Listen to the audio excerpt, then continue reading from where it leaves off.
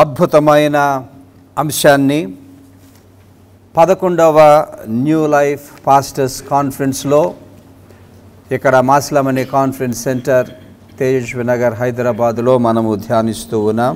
సందేశం ఏంటంటే ప్రసంగ పునాది. మన ప్రసంగాలకంటూ ఒక పునాది ఉండాలి. ఏ ప్రసంగము చేసినా ఆ పునాది మీదే అది చెయ్యాలి, ఆ పునాది మీదే అది కట్టబడాలి. ఏంటి ఆ పునాది? రక్షణ సందేశము యేసు క్రీస్తులో నెరవేరింది గనుక యేసు క్రీస్తే ఆ పునాది. మన ప్రసంగాలకు, మన బోధలకు, మన టీచింగ్కి, మన పరిచర్యకు, మన ప్రార్థనలకు, సంఘములో జరిగే ప్రతి దానికి ఏంటండి పునాది? జీసస్, యేసు క్రీస్తు. 1 కొరింథీ పత్రిక 3వ అధ్యాయం 11వ వచనంలో పౌలు ఈ అద్భుతమైన సత్యాన్ని ఇలా ప్రస్తావించాడు. వేయబడినది తప్ప మరి ఒక పునాది ఎవడును వేయ నేరడు, ఈ పునాది యేసు క్రీస్తే. ప్రసంగాలు మనము చేయనప్పుడు, బైబిల్లో ఉన్న పాఠ్యభాగాలు వ్యాఖ్యానించున్నప్పుడు, ఏ వచనము వ్యాఖ్యానించినా, ఏ మాట వ్యాఖ్యానించినా, ఏ పాఠ్యభాగము వ్యాఖ్యానించినా దాని ద్వారా మీరు నేను బోధించవలసిన వ్యక్తి ఎవరు? యేసుక్రీస్తు. ఇది చెప్పుకోవడానికి బాగానే ఉంటుంది, కానీ వాస్తవములో ఏమవుతున్నది అన్నది మనం చూద్దాం. చాలామంది బోధ చేస్తున్నారు. సో మన ప్రసంగాల్లో టీవీ అయినా ఏదైనా మన వ్యాఖ్యానానికి, మన ప్రసంగాలకు మూలాధారం ఏదై ఉండాలి? జీసస్. అక్కడ పాయింట్ 1 మీరు చూడండి. ఈనాడు అనేక మంది వారి ప్రసంగాల్లో యేసుక్రీస్తుకు ప్రాధాన్యత ఇవ్వడము లేదు. కొన్ని ప్రసంగాలు మనం విన్నప్పుడు ఆ ప్రసంగములో ఒక్కసారి కూడా యేసుక్రీస్తు అన్న మాట వినబడుతుంది. మరి యేసుక్రీస్తు అన్న మాట వినబడకపోతే అది క్రీస్తు వాక్యము ఎందుకు అవుతుంది? క్రీస్తు పునాది మీద కట్టబడిన వాక్యము ఎందుకు అవుతుంది? అవుద్దా? మీరు కూడా ఆలోచన చేసుకోండి. ఈనాడు చాలామంది బోధకులు చర్చెస్లో అయినా టీవీలో అయినా పాత నిబంధన బోధిస్తున్నారు. ఓల్డ్ టెస్ట్మెంట్లో ఎక్కువగా ఏది బోధిస్తారు? అక్కడున్న సంఘటనలు బోధిస్తారు. అబ్రాహాం గురించి బోధిస్తారు. యాకోబు, ఇస్సాకు, మోషే, సౌలు, సమూయేలు, వీళ్ళందరూ చాలామంది ఉన్నారు కదా. ప్రాబ్లం ఏంటి అని అంటే, పాత నిబంధన బోధించినప్పుడు ఆ పాత నిబంధనలో ఉన్న పాఠ్య భాగాలు పాత నిబంధనకే పరిమితము చేసి బోధిస్తే అది క్రీస్తు బోధ. గమనించండి, దావీదు గురించి చెప్తారు. ఆ దావీదు గురించి చెప్పినప్పుడు అక్కడ క్రీస్తు మాట రాదు. రక్షణ అన్నది కూడా ఆ ప్రసక్తి రాదు. ఉత్త దావీదు గురించి, సొలొమోను గురించి ఈ రోజుల్లో ఎక్కువ వ్యామోహము, పరమగీతాలు పట్టుకుంటున్నారు. క్రీస్తు అన్న బోధ లేకుండా ఏ బోధ బోధించినా అది క్రీస్తు బోధ అనబడదు. ఈ మాట చెప్పేస్తున్నా. ఎప్పుడు పాత నిబంధన బోధించినా స్ట్రైట్గా దాన్ని కొత్త నిబంధనకు అన్వయించి, క్రొత్త నిబంధనలో క్రీస్తుకు అన్వయించి, క్రొత్త నిబంధనలో యేసుక్రీస్తు విశ్వాసులకు ఇచ్చిన రక్షణకు అన్వయించి బోధించాలి. పాత నిబంధనగా బోధిస్తే మనము బోధించేది యూదామతం. యూదామతాన్ని బోధించడానికి మనం పిలువబడలే. ఈ తేడా తెలియటంలే, అది వచ్చింది ప్రాబ్లం. మనము పిలువబడ్డది క్రైస్తవ్యాన్ని బోధించడానికి. యూదామతం వేరు, క్రైస్తవ్యం వేరు. క్రైస్తవ్యం యొక్క పునాది క్రీస్తు. ఆ క్రీస్తునే బోధించాలి. సో చాలామంది పాత నిబంధనను క్రీస్తుకు అన్వయించకుండా బోధిస్తున్నారు. అది క్రీస్తు బోధ కాదు. దేవుని సేవకులమైన మనం యేసుక్రీస్తు సంఘాలను నడిపిస్తున్న మనం, యేసుక్రీస్తు విశ్వాసులకు బోధ చేస్తున్న మనం ఎప్పుడూ కూడా క్రిస్టో సెంట్రిక్ ప్రీచింగ్ చేయాలి. క్రిస్టో సెంట్రిక్ అంటే యేసుక్రీస్తు మీద కేంద్రీకృతమైన ప్రసంగాలు మాత్రమే చేయాలి. ఎందుకు? మీరు నేను సిలువ వేయబడిన క్రీస్తును ప్రకటించడానికి పిలువబడ్డాం. చాలామంది ఎక్కువ కొత్త నిబంధన బోధించారు, ఎక్కువ ఓల్డ్ టెస్ట్మెంట్ పట్టుకుంటారు. ఎందుకంటే మంచి కథలు ఉంటాయి అక్కడ. ఆ కథలు బోధించడం చాలా ఈజీ. కొత్త నిబంధనలు యేసుక్రీస్తు కేంద్రీకృతమైంది అని అంటే 4 సువార్తలు బోధించాలి. బైబిల్లో అన్నిటికన్నా కష్టమైన బోధ 4 సువార్తలు బోధించుట. చాలా కష్టం. ఒక పట్టాన్ని ఏది అర్థం కాదు, అక్కడ ఉన్నది ఒకటి, దాని అర్థం ఇంకోటి ఉంటుంది. కానీ నేర్చుకోవాలి. సో కొంతమంది పాత నిబంధనగా క్రీస్తుకు అన్వయించకుండా బోధించేవారు ఉన్నారు. వాళ్ళు తీర్పులోనికి వస్తారు. మరి ఇప్పుడు మనం చూస్తున్నాము కొంతమంది ఐశ్వర్య సువార్త బోధిస్తున్నారు, ప్రాస్పెరిటీ గాస్పుల్. ఎప్పుడు చూసినా ఆశీర్వాదాలు, డబ్బు, లక్షలు, కోట్లు. అంటే ఈ రక్షణ అన్నది అంతా కూడా దేవుడి ఇహలోక సంబంధమైన ఆశీర్వాదాల్లో ఇచ్చుటకే అన్నట్టు బోధిస్తారు. ఎక్కువ శాతం టీవీలో ఈ ప్రాస్పెరిటీ గాస్పుల్ చెప్తుంది. ప్రాస్పెరిటీ గాస్పుల్ అన్నది బైబుల్ గాస్పుల్ కాదు.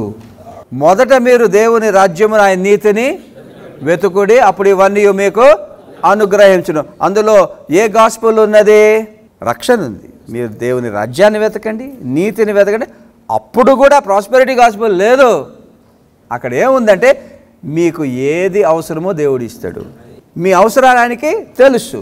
కొత్త నిబంధనలో యేసుప్రభు బోధల్లో ఈ ప్రాస్పెరిటీ అంటే అత్యధికమైన ధనము సంపాదించడం, వస్తువులు సంపాదించడం. ఓకే, ఇవన్నీ కూడా యేసుప్రభు బోధల్లో లేవు. మీకు ఏది అవసరమో అది నేను ఇస్తాను అంటే లిమిటెడ్. ఆ మాటకు వస్తే యేసుప్రభు ఏమన్నారు? నీకు రక్షణ కావాలంటే నీకు ఉన్నదంతా అమ్మి రమ్మన్నారు. సూది బెజ్జం ఉండి ఒంటి అన్న వెళ్తుంది కానీ ధనవంతుడు వెళ్ళదని ఇంకో దగ్గర బోధించారు. ప్రభువా నేను నిన్ను వెంబడిస్తానని ఒకడు వస్తే ఆడికి షాక్ ఇచ్చి పడేశారు యేసుప్రభు. నక్కలకు బొరియలు ఉన్నాయి, ఆకాశ పక్షులు, నాకు ఇల్లు కూడా లేదు, వస్తావా వచ్చేసేయని. ఏమీ లేదు నా దగ్గర. ఎవడైనాను నన్ను వెంబడింపగో నీళ్ళ తను తాను ఉప్పే. ఇవి ఉన్నాయి వాక్యాలు. మరి ప్రాస్పెరిటీ గాస్పెల్ ఎక్కడి నుంచి వచ్చింది? ఓల్డ్ టెస్ట్మెంట్ నుంచి.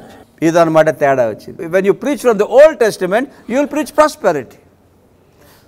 ఎప్పుడైతే దాన్ని యేసు క్రీస్తును నీ ప్రసంగానికి కేంద్రీకృతముగా నువ్వు చేసుకుంటే ప్రాస్పెరిటీ గాస్పెల్ ప్రీచ్ చేస్తావా? చేయడానికి వీలు లేదు. ప్రాస్పెరిటీ గాస్పెల్ ఇంకా అక్కడ రాశాను, స్వస్థతలు, అద్భుతాలు, ఆశీర్వాదం. వాస్తవానికి యేసు ప్రభు సువార్త స్వస్థతలు కాదు, అద్భుతాలు కాదు. అయితే యేసుక్రీస్తు మీద కేంద్రీకృతమైన బోధ ఏంటి మనం చూద్దాం. కానీ ఇప్పుడు ఎక్కడ తప్పులు అవుతున్నాయో చెప్తున్నాను. ఫస్ట్ నేను ప్రాస్పెరిటీ గాస్పుల్ అది యేసు ప్రభు కేంద్రీకృతమైంది కాదు. స్వస్థతలు కాదు, అద్భుతాలు కాదు, ఆశీర్వాదాలు కాదు. కొంతమంది ధర్మశాస్త్రాన్ని, కృపను తప్పుగా బోధిస్తున్నారు. అది కూడా యేసు ప్రభు బోధ కాదు. ధర్మశాస్త్రాన్ని ధర్మశాస్త్రముగా కొంతమంది అర్థము లేకుండా బోధిస్తున్నారు. కృపకు దానికి ఉన్న సంబంధం తెలియకుండా బోధిస్తున్నారు. కొంతమంది అంతా ధర్మశాస్త్రమే బోధిస్తారు. పాపిష్టి లోకం, పాపిష్టి మనుషులు అన్నవాళ్ళు. కొంతమంది ధర్మశాస్త్రానికి సంబంధం లేకుండా కృపే బోధిస్తారు. నువ్వు కృప కింద రక్షణ పొందావు కదా, ఎలాగన్నా బ్రతకని వీళ్ళు చెప్తారు. ఇది రాంగ్, ఇది రాంగ్. మరి ఏది రైటు? యేసుక్రీస్తు మీద కేంద్రీకృతమైన బోధ అన్న ఆ థియాలజీ అర్థమైతే అప్పుడు ఈ రెండు తప్పులు చేయకుండా ఉంటాం. మరి యేసు ప్రభు సువార్తలో ఉన్న సత్యం ఏంటి? ఈ రెండిటికి సంబంధించింది చాలా సింపుల్. ధర్మశాస్త్రము ద్వారా రక్షణ రాదు, కృప ద్వారానే. కృప ద్వారా రక్షణ పొందాము కనుక జీవితకాలం అంతా ఆజ్ఞలు పాటించుటకు మీరు నేను ప్రయత్నము చేయాలి. అప్పుడు రెండిటికి పొత్తు కుదిరిందా? ఇక్కడ ఉత్త ధర్మశాస్త్రం బోధిస్తే కృప లేదు, ఉత్త కృప బోధిస్తే ధర్మశాస్త్రం లేదు. ఈ రెండిని ఎలా బ్యాలెన్స్ చేస్తాం? ఇది అర్థం అవ్వాలన్నమాట. దాన్ని ఎలా చెప్తామంటే థియాలజీలో రక్షణ పొందుటకు ధర్మశాస్త్రాన్ని మనం పాటించము, కానీ రక్షణ పొందినందుకు ధర్మశాస్త్రాన్ని పాటిస్తాం. ఇంతకేం చెప్పాను? జస్టిఫికేషన్ త్రూ ఫెయిత్లో ధర్మశాస్త్రము ద్వారా రక్షణ రాదు. అంటే రక్షణ పొందుటకు ధర్మశాస్త్రము పాటించలేము, పాటించే ప్రసక్తే లేదు. కానీ రక్షణ కృప ద్వారా విశ్వాసము ద్వారా వచ్చింది గనుక, దేవుని ప్రేమను బట్టి వచ్చింది గనుక రక్షణ పొందిన మనము ఇక మీదట పాపములో జీవించము కానీ నీతిగా బ్రతుకుతాం. అదే ధర్మశాస్త్రం. ధర్మశాస్త్రం దేవుని ఆజ్ఞలు మాత్రమే. సో ఈ రక్షణ జీవితంలో పరిశుద్ధత అన్నా మంచి కార్యాలన్నా అవి రక్షణ ద్వారా వచ్చే ప్రతి ఫలాలే కానీ రక్షణకు సాధనాలు కావు. పరిశుద్ధత అన్నది రక్షణకు మార్గము కాదు. పరిశుద్ధత అన్నది రక్షణ ద్వారా ఒక ప్రతిఫలముగా వస్తుంది. యేసుప్రభు చాలా తేడాగా మంచి చెట్టు అంటే రక్షణ అనమాట. అది ఎప్పుడైతే నువ్వు రక్షణ పొందేసావో అందులోంచి ఏమి రావాలి? పరిశుద్ధత రావాలి, ఫలాలు రావాలి, మంచి క్రియలు రావాలి. చెడ్డ చెట్టుల్లో నుంచి ఎప్పుడూ కూడా మంచి ఫలాలు రాలేవు కదా. సో ఎప్పుడూ కూడా రక్షణ జీవితంలో పరిశుద్ధత గురించి మాట్లాడినా, మంచి కార్యాల గురించి మాట్లాడినా అవి రక్షణ పొందుట కాదు, పొందినందుకు. హోలీనెస్ ఇంకా లోతుగా చెప్తారు, ఎంత బాగా చెప్తారో తెలుసా? రక్షణ పొందిన తర్వాత పరిశుద్ధంగా బ్రతకడం, నీతిగా బ్రతకడం, మంచి కార్యాలు చేయడం. ఎందుకు చెప్తున్నాను వినండి. రక్షణ పొందిన తర్వాత పరిశుద్ధంగా జీవించాలి అని వాక్యం చెప్తుంది అని అంటే ఎక్కువగా ఏం బోధిస్తారు అని అంటే పరిశుద్ధంగా జీవించకపోతే దేవుడు శిక్షించేస్తాడు, కొట్టేస్తాడు, తన్నేస్తాడు, నలిపేస్తాడు అని, నువ్వు నరకానికి వెళ్ళిపోతావు అని. అది కూడా చాలా పెద్ద సిద్ధాంతం, ఆ తర్వాత చూద్దాం మనం. కానీ ఇక్కడ రక్షణ జీవితంలో పరిశుద్ధంగా బ్రతకడానికి, మంచి కార్యాలు చేయడానికి రెండు ఉద్దేశాలు చెప్పుకుందాం. వై, ఎందుకు? ఒకటి, పరిశుద్ధంగా బ్రతుకుట ద్వారా మనమేదో దేవునికి మేలు చేయడంలే, ఎవరికి చేసుకుంటున్నావు?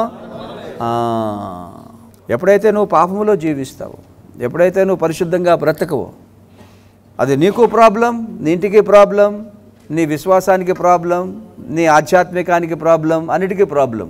సో పరిశుద్ధత అనేది క్రైస్తవ జీవితంలో మన మంచి కొరకే. దానికన్నా అద్భుతమైన హేతు ఏంటో తెలుసా? చాలా ప్రాముఖ్యము.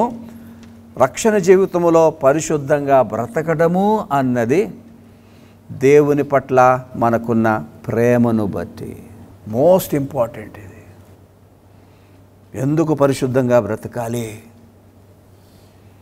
నేను దేవుణ్ణి ప్రేమిస్తున్నాను గనుక పరిశుద్ధంగా బ్రతకాలి. దేవుణ్ణి ప్రేమించడం అంటే అర్థమైతే ఈ పాయింట్ అర్థమవుతుంది. దేవుణ్ణి ప్రేమించడము అనంటే రకరకాలుగా ఉన్నది. దేవుణ్ణి ప్రేమించడం అనంటే ఆయన్ని మన పాపముతో బాధ పెట్టకుండడం. అనుదిన జీవితంలో మనమేమంటాం? మన భార్యలు మనతో ఏమంటారు? నువ్వు నిజంగా నన్ను ప్రేమిస్తే నువ్వు ఇలా చేస్తావా? నన్ను నిజంగా నన్ను ప్రేమిస్తే నువ్వు ఈ అనరాని మాటలన్నీ అని అంటావా నాకు? అంటారా లేదా? సో అక్కడ ప్రేమ అన్నది ఏం చేస్తుంది అనమాట? ఆ వ్యక్తి పట్ల మన ప్రవర్తనను కంట్రోల్ చేస్తుంది. యేసు ప్రభువు మీద ఉన్న ఈ ప్రేమ అది చాలా అద్భుతమైన డ్రైవింగ్ ఫోర్స్, మనల్ని ప్రేరేపించే మహాశక్తి. దేవుని కొరకు పరిశుద్ధంగా బ్రతకడము అన్నది దేవుడేదో శిక్షించేస్తాడు, నరకానికి పంపేసి ఆ ఉద్దేశాలన్నీ వద్దు. మనకి కావాల్సింది ఒకటే, నేను పరిశుద్ధంగా బ్రతికితే నా ప్రభు అంటే నాకు ప్రేమ గనుక. Love is perhaps the most powerful driving force to live A Holi life. దీన్ని లవ్ పర్ఫెక్షన్ అన్నారు. సో ఇదంతా ఎందుకు వచ్చిందనమాట? ధర్మశాస్త్రము, కృప. నువ్వు కృప ద్వారా రక్షణ పొందావు గనుక, ఇంత గొప్ప రక్షణ ప్రభువు నీకు ఇచ్చినప్పుడు, ఇంతగా సిలువలో నీ కొరకు మరణించి నరకాన్ని నీ కోసం అనుభవించినందుకు, దానికి ప్రత్యుత్తరముగా మనం ఏమివ్వగలం దేవునికి? పరిశుద్ధంగా బ్రతకగలం. ఆయన పట్ల మనకున్న ప్రేమను బట్టి. ఆయన మొదట మనలను ప్రేమించను గనుక మనం ఆయనను ప్రేమిస్తాం. We love him because he first loved us. ఇదన్నమాట. సో ధర్మశాస్త్రానికి కృపకి తేడా అర్థమవుతుందా మీకు? ధర్మశాస్త్రంగా బోధిస్తే అక్కడ రక్షణే లేదు. కృపను బోధించి ఆజ్ఞలు బోధించకపోతే అక్కడ కూడా నీకు రక్షణ అర్థం కాలే. యూదా పత్రిక 4వ వచనము చాలా ప్రాముఖ్యమైన వచనం.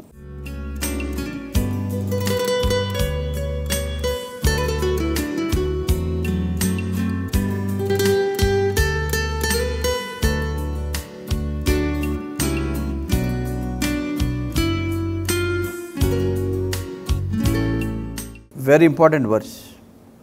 కృపను కామాతురత్వానికి వాడుకొనుట, కృపను పాపము చేయడానికి వాడుకొనుట. కృప అంటే అర్థము కానోళ్లే కృపను పాపము చేయడానికి దుర్వినియోగం చేస్తారు, వాడుకుంటారు. కృప అర్థమైన వాడు పాపము చేయడానికి దాన్ని ఒక ఆస్కారముగా వాడుకోవడానికి వీల్లేదు. కృప అంటే ఏంటి? యేసు ప్రభు మిమ్మల్ని నన్ను రక్షించడానికి సాక్షాత్తు నరకాన్ని అనుభవించి రక్షించి జీవితకాలం అంతా పరిశుద్ధంగా బ్రతకమని మనల్ని ఆదేశించారు. ఆ కృప వెనకాతల యేసు ప్రభు నరకము ఎందుకు అనుభవించారో మనము అర్థము చేసుకోగలిగితే ఎవరు కూడా పాపములో కొనసాగరు. ఆ పాపముతో నిత్యము పోరాటం అన్నది కనబడుతుంది. సో ఇక్కడ ఏం చెప్పుకున్నాం అన్నమాట? మనము కొంతమంది ధర్మశాస్త్రంగా బోధిస్తారు, అక్కడ కృప అన్న మాటే రాదు. కొంతమంది కృపను బోధించినప్పుడు ఆజ్ఞలు పాటించే అవసరం లేదని చెప్తారు. సో కరెక్ట్ పొజిషన్ ఏంటి? రక్షణ ధర్మశాస్త్రం ద్వారా రాదు, కృప ద్వారానే వస్తుంది. ఎప్పుడైతే రక్షణ కృప ద్వారా వచ్చిందో ఆ తర్వాత క్రైస్తవ జీవితాన్ని ఎలా జీవించాలి? పరిశుద్ధంగా బ్రతకాలి. ఆజ్ఞలు పాటించడమే పరిశుద్ధత, రెండు ఒకటే. ఆజ్ఞలు పాటించడమే పరిశుద్ధత, పరిశుద్ధతయే ఆజ్ఞలు పాటించు. ఇక్కడ ఎందుకు చెప్తున్నాం అన్నమాట? ఇది ఆ క్రీస్తు మీద కేంద్రీకృతమైన ఆ పునాది లేకపోతే, ఆ రక్షణ అంటే ఏమిటో అర్థము కాకపోతే, ఆ రక్షణలో దేవుని కృప అంటే అర్థము కాకపోతే, ఆ రక్షణలో ధర్మశాస్త్రం యొక్క స్థానము అర్థము కాకపోతే భయంకరమైన తప్పులు వచ్చేస్తాయి. అక్కడ ఒక మాట రాశాను చూడండి. I want to spend some time on that. యేసుక్రీస్తు మీద కేంద్రీకృతము కాని ఏ బోధ అయినా, ఏ బోధకుడైనా భయంకరమైన తీర్పులోనికి వస్తాడు. ఆ వాక్యాలు మీరు చదవండి. మత్తయి సువార్త 7:21 నుండి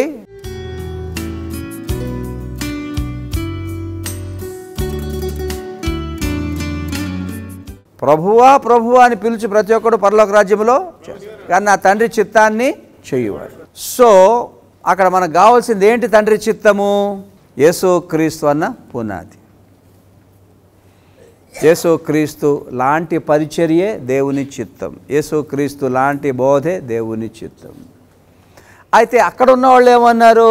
ఆ కింద వచనాలు మీరు చూస్తే, నీ పేరట మేము అద్భుతాలు చేయలేదా, సూచక క్రియలు చేయలేదా, దయ్యాలను వెళ్ళగొట్టలేదా అన్నప్పుడు వారితో యేసుప్రభు ఏమన్నారు? అక్రమము చేయువారులారా. అక్కడ 3 మాటలు అంటారు. అక్రమము చేయువారులారా, నేను మిమ్మల్ని ఎరుగను, నా యొద్ద నుండి మీరు పోండి. ఇక్కడ పాయింట్ ఏంటి అని అంటే, యేసుక్రీస్తు మీద కేంద్రీకృతమైన పరిచర్యల్లో అద్భుతాలు లేవా, సూచక్రియలు లేవా, దయ్యాలు వెలగడం లేదా? మరి ఎందుకు అలాగన్నారు ప్రభు? చాలా సటిల్గా ఉంటుంది చూడండి. అక్కడ వారితో ఏమంటున్నారంటే యేసు ప్రభు, తండ్రి చిత్తం, నేను మీకు ఏం చెప్పానో అది మీరు చెయ్యండి, కానీ ఏది ముందు చేయాలో అది ముందు చేయండి, ఏది తర్వాత చేయాలో అది తర్వాత చేయండి. ముందు చేయవలసింది మానేసి చిట్ట చివరిలో మొదటికేసి మొదట చేయవలసింది మీరు ఎగ్గొట్టారు గనుక అక్రమము చేయువారు. క్రమము లేదు. ముందేం చెప్పారు? రక్షణ సువార్త ప్రకటించారు, సర్వజనులను శిష్యులుగా చేయండి, నేను మీకు ఏ సంగతులు ఆజ్ఞాపించితేనో అవి బోధించండి. వీళ్ళు ఇవన్నీ చేయకుండా ఈ స్వస్థతలు అద్భుతాలు మాత్రమే పట్టుకున్నారు. ఎందుకంటే చాలా డబ్బు వచ్చేస్తుంది కనుక. ఏమండి? సో చాలా ఇంపార్టెంట్ అన్నమాట ఇది. యేసుక్రీస్తు మీద కేంద్రీకృతమైన సేవే మేము చేస్తున్నామంటారు, కానీ 24 గంటలు చేసేది స్వస్థతలు అద్భుతాలే. కానీ ఏది ముందు చేయాలో అది చేయడం లేదు, ఏది తర్వాత చేయాలో అది ముందుకేసారు, ముందేసి ఎగ్గొడిశారు.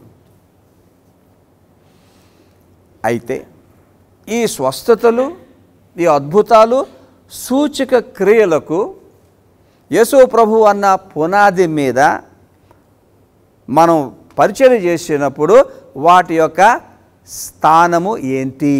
మార్కు సువార్త 16వ అధ్యాయము 20వ వచనం చదవండి. వారు బయలుదేరి వాక్యమంతా ప్రకటించి ప్రభు వారికి సహకారుడై ఉండి వెలువెంట జరిగించు వచ్చిన సూచక్రియల వలన వాక్యము స్థిరపరచుచుండెను. చాలా ఇంపార్టెంట్ వర్స్ అది. ఆ శిష్యులు ముందు స్వస్థతలు చేశారా, ఇంకేమన్నా చేశారా? వాక్యము ప్రకటించారు. ఇక్కడ వాక్యం అని అంటే 2 మాటలు ఉంటాయి, రక్షణ సువార్త, యేసు ప్రభు ఆజ్ఞలు. ఇవి వారు ప్రకటించిన తర్వాత అవి వారు చేస్తూ ఉండగా అద్భుతాలు, సూచక్రియలు జరిగాయి. వాస్తవానికి ఏంటంటే ఎక్కడన్నా యేసు ప్రభు సువార్త ప్రకటింపబడకుండా కరెక్ట్గా వాక్యము ప్రకటింపబడకపోతే అక్కడ అద్భుతాలు, సూచక్రియలు జరగవు. ఓకే, సో సువార్త ప్రకటించడం ద్వారా అద్భుతాలు జరుగుతాయి. మళ్ళా ఆ అద్భుతాలు ఏం చేస్తాయి? ఏ సువార్తనైతే వారు బోధిస్తున్నారో దాన్ని బలపరుస్తాయి. ఇదన్నమాట వారి మీదకి వచ్చిన తీరు. మీరు సువార్త ప్రకటించడం లేదు, వాక్యం ప్రకటించడం లేదు, యేసు ప్రభు చిత్తము సంఘం పట్ల ఏముందో అసలు చెప్పడం లేదు, మీరు విశ్వాసులు ఎలా బ్రతకాలో చెప్పడం లేదు, విశ్వాసులు యేసు ప్రభుకి ఏం చేయాలో చెప్పడం లేదు, విశ్వాసులకు యేసు ప్రభు పట్ల ఎలాంటి బాధ్యతలు ఉన్నాయో అది చెప్పడం లేదు, విశ్వాసులు పరలోకానికి ఎలా సిద్ధపడాలో అది చెప్పడం లేదు. కానీ మీరు చెప్పేవంతా కూడా స్వస్థతలు, అద్భుతాలు. ఏమైపోయింది అక్కడ? యేసు ప్రభువులో ఉన్న ప్రాముఖ్యం అన్నీ కూడా ఎగిరిపోయినాయి. ఆ ప్రాముఖ్యమైన వాటిని ఏవైతే సమర్థించాలో, ఆ ప్రాముఖ్యమైన వాటి ద్వారా ఏవైతే రావాలో అవి ప్రాధాన్యత పొందాయి, ప్రాధాన్యముగా ఉన్నవన్నీ కూడా ఎగిరిపోయాయి. అందుకే యేసు ప్రభు వార్త ఏమన్నారు? 3 మాటలు మర్చిపోకండి, నేను ఎప్పుడు అక్రమం చేయవారులారు, నేను మిమ్మల్ని ఎరుగను, నా యొద్ద నుండి మీరు పోండి. సో ఇదన్నమాట. ఎందుకు చెప్తున్నాము? యేసుక్రీస్తు మీద కేంద్రీకృతము కాని పరిచర్య ఎవరైనా చేస్తే భయంకరమైన తీర్పులోనికి వస్తుంది. వాళ్ళంతా ఎక్కడ పోతారో మనకు తెలీదు, మనం నేర్చుకుందాం. మన పరిచర్యలో ప్రాధాన్యత దేనికి ఇవ్వాలి? జీసస్. ఏంటి ఆ ప్రాధాన్యత అంటే 2 మాటలు. యేసు ప్రభు ఎలాంటి పరిచర్య చేశారో ఆ పరిచర్య చేయాలి, ఇక వేరే పరిచర్య చేయకూడదు. నంబర్ 2, యేసు ప్రభు ఏదైతే బోధించారో అదే బోధించాలి. ఇది క్రిస్టోసెంట్రిక్ ప్రీచింగ్ అంటూ ఉన్నాను. ప్రియులరా, పరిశుద్ధాత్మ దేవుని నడిపింపును బట్టి ఇప్పుడు ప్రస్తుతములో నేను టీవీలో వారానికి 8 క్రొత్త సందేశాలు అందిస్తూ ఉన్నాను. ఆరాధన ఛానల్లో సోమవారము నుండి శనివారం వరకు సందేశాలు, అలాగే శనివారం ఉదయం 6:45 గంటలకు సాక్షి టీవీలో యేసుక్రీస్తు జీవమార్గము అను సందేశాలు అవి కూడా మీరు వినండి. ఆదివారము 10 గంటలకు శుభవార్త టీవీలో సమృద్ధి జీవము అను కార్యక్రమం. మరి ఈ కార్యక్రమాలన్నీ కూడా నేను యూట్యూబ్లో లోడ్ చేస్తున్నాను ప్రియులారా. మీరు యూట్యూబ్కి వెళ్ళి ఏబి జోసెఫ్ కిషోర్ అని టైప్ చేసి నా ఛానల్లోనికి వెళ్ళి అక్కడ ఉన్న ఆ బెల్ను క్లిక్ చేయండి. అప్పుడు ఒక క్రొత్త సందేశము లోడ్ అయితే నీ సెల్ ఫోన్లో ఇన్ఫర్మేషన్ వస్తుంది. ఈ సందేశాలన్నీ కూడా ఎప్పుడు పడితే అప్పుడు మీరు వినొచ్చు. ఈ కార్యక్రమాల కొరకు ప్రార్థన చేయండి. మీ అమూల్యమైన కానుకలు పంపించండి. ఎవరైనా ఒక కార్యక్రమాన్ని స్పాన్సర్ చేయాలన్నా కూడా స్పాన్సర్ చేయండి. క్యూఆర్ కోడ్ ద్వారా మీరు కానుకలు పంపించవచ్చు. ఆన్లైన్ ద్వారా మీరు కానుకలు పంపించవచ్చు. అంతేకాకుండా ఈ టెలిఫోన్ నంబర్స్ మీరు కాల్ చేసి ఏ రకంగా స్పాన్సర్ చేయగలరో కూడా తెలుసుకోండి. తప్పకుండా కాల్ చేయండి. భావగర్భితమైన సందేశాలు, ఖచ్చితమైన వాక్యం, స్పష్టమైన వాక్యం, పరిశుద్ధాత్మ నడిపింపును బట్టి నేను అందిస్తున్నాను ప్రియులారా. ప్రతి వారం విస్తారమైన ఖర్చుతో 8 కార్యక్రమాలు అందించడం చాలా భారమైన పని ప్రియులారా. దయచేసి మీరు నన్ను ప్రేరేపించండి, ప్రోత్సహించండి. ఈ చివరి దినాల్లో యథార్థమైన దేవుని వాక్యాన్ని లోకానికి, క్రీస్తు సంఘానికి మనం అందిద్దాం. ఆ రకంగా అసలైన, శ్రేష్టమైన, స్వచ్ఛమైన వాక్యాన్ని మనము అందించినప్పుడు యేసు ప్రభు మిమ్మును మీ కుటుంబాలను సమృద్ధిగా ఆశీర్వదిస్తారు. ఆశీర్వాదం చెప్తున్నాను. ఇప్పుడు మన తండ్రి దేవుని ప్రేమ, ప్రభు అయిన యేసు క్రీస్తు కృప, పరిశుద్ధాత్మ దేవుని అన్యోన్య సహవాసం వాక్యం విన్న ప్రతి ఒక్కరికి, క్రీస్తు సంఘానికి, సేవకులకు, దేశానికి, యావత్ ప్రపంచానికి తోడుగా ఉండును గాక. ఆమేన్.